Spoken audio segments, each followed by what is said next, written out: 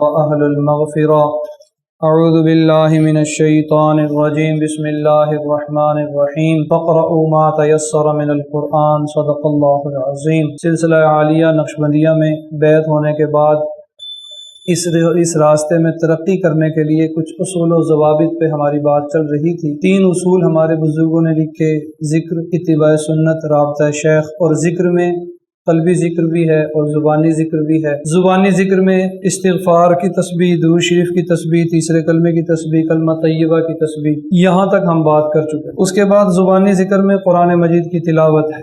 قرآن مجید اللہ کا کلام ہے، اللہ نے قرآن مجید میں اس کی تلاوت کی ترغیب دی اور بڑے دلچسپ انداز کے ساتھ ترغیب دی۔ فرمایا اپنی اس صورت میں جس میں اللہ نے اپنی نعمتوں کو بیان فرمایا، فَبِأَيِّ آلَاءِ رَبِّكُمَا تُكَذِّبَانِ، بار بار فرمایا۔ اس صورت میں اللہ نے اس صورت کا آغاز ہی اس انداز کے ساتھ فرمایا، الرحمن علم القرآن خلق الانسان علمہ البیان۔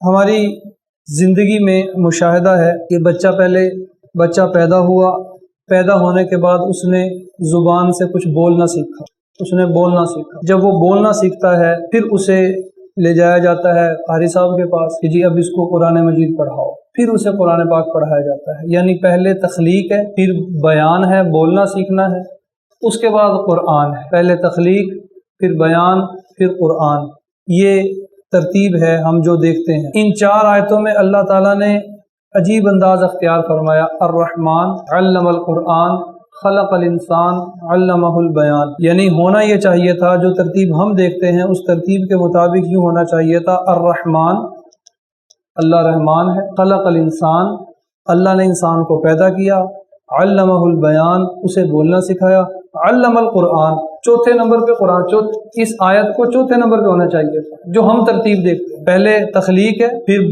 بولنا ہے، پھر قرآن ہے۔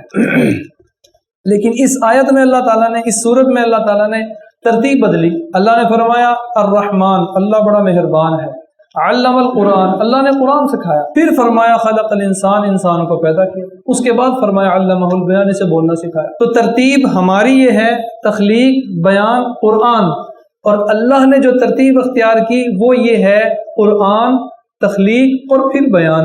اس ترتیب کو، دونوں ترتیبوں کو سامنے رکھ کے حضرات یہ فرماتے ہیں، حضرت اکثر یہ جملہ ارشاد فرمایا کرتے ہیں کہ یہ ترتیب ہمیں بتا رہی ہے کہ اللہ نے انسان کو پیدا ہی قرآن کے لیے کیا۔ علم القرآن خلق الانسان، اللہ نے انسان کو قرآن سکھایا، پھر تخلیق کا ذکر کیا۔ اس کا مطلب یہ ہے کہ اس کی تخلیق کا مقصد ہی قرآن ہے۔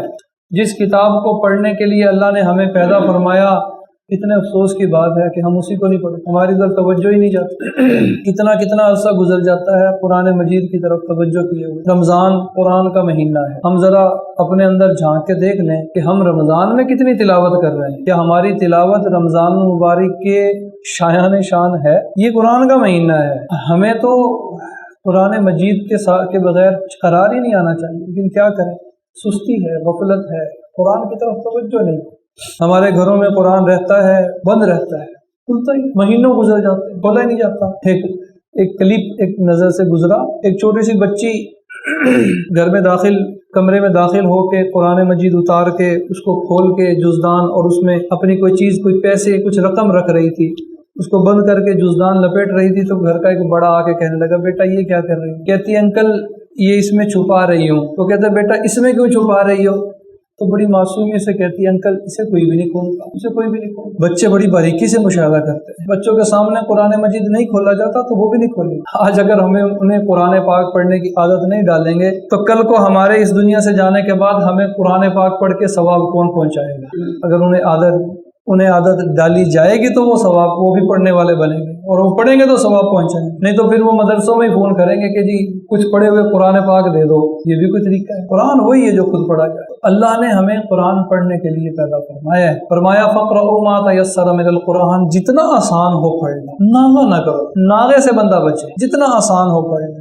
لیکن اس کا مطلب یہ ہرگز نہیں ہے کہ بندہ ایک رکوع کو آسان سمجھے تو بس ایک رکوع پہ ہی قناعت کر کے بیٹھا رہے، بس اسی کو ایک رکوع پڑھ لے ہر روز، چند صفحے پڑھ لیے، چند آیات پڑھ لی۔ نہیں، قرآن اگر پڑھے گا، قرآن کا شوق بنے گا تو مقدار بڑھنی شروع ہو جائے گی، اور مقدار بڑھنی چاہیے، کم از کم علماء نے لکھا ہے کہ کم از کم سال میں ایک مرتبہ قرآن مجید کا مکمل کرنا یہ قرآن مجید کا حق ہے۔ اگر قرآن مجید کو مکمل نہیں کرے گا سال میں ایک بار تو گویا قرآن مجید کا حق ادا نہیں کیا، اور اگر یہ دنیا میں قرآن مجید کا حق ادا نہیں کرے گا تو روز حشر قرآن مجید اس کا گریبان پکڑے۔ اور حدیث شریف میں آیا کہ یہ جھگڑالو ہے، اس سے بڑا جھگڑالو کوئی نہیں ہے۔ یہاں یہ اللہ کے سامنے جھگڑا کر کے اپنے پڑھنے والے کو بچا کے جنت کی طرف لے کر جائے گا، وہاں اپنے نہ پڑھنے والے کے خلاف جھگڑا نہیں کرے گا، وہاں بھی جھگڑا ہوگا۔ تو قرآن مجید کی تلاوت ہمارے سلسلے کے معمولات میں سے ہے کہ قرآن مجید پڑھا جائے، روزانہ کچھ نہ کچھ مقدار میں قرآن پاک پڑھیں، اتنی مقدار میں پڑھیں کہ کم از کم سال میں ایک بار مکمل ہو جائے۔ یہ کم از کم مقدار ہے، یہ کم از کم مقدار ہے۔ اور اگر ہم دنیا میں یہ سمجھتے ہیں کہ جی میری دکان ایک ہے تو میرا 700-800 روپے دیہڑی نکل رہی ہے اور بس اسی پہ قناعت کر کے بیٹھ جائیں، زیادہ کی فکر نہیں کرتے، تو پھر ٹھیک ہے، قرآن کی بھی زیادہ کی فکر نہ کرے۔ لیکن اگر بندہ دنیا میں زیادہ کی فکر کرتا ہے کہ میری ایک کے بعد 2 دکانیں ہوں، 2 کے بعد 4 ہوں، 4 کے بعد 8 ہوں، تو پھر اس سے قرآن مجید کی بھی فکر کرنی چاہیے کہ میں سال میں ایک بار مکمل کرتا ہوں، نہیں مجھے 2 بار کرنا چاہیے، نہیں مجھے 4 بار کرنا چاہیے۔ حالانکہ یہ نیکی میں ایک دوسرے سے آگے بڑھنے کا جذبہ ہونا چاہیے۔ اللہ تبارک و تعالی ہمیں قرآن مجید کو پڑھنے کی اور اس کو سمجھنے کی، اس پر عمل کرنے کی اللہ تعالیٰ توفیق عطا فرمائے۔ تو ہمارے سلسلے کے زبانی اذکار میں سے، لسانی اذکار میں سے یہ بھی ایک ذکر ہے کہ روزانہ کچھ نہ کچھ قرآن مجید پڑھا جائے۔ اللہ تعالیٰ عمل کی توفیق عطا فرمائے۔ تھوڑی دیر کے لیے مراقبہ فرمائے۔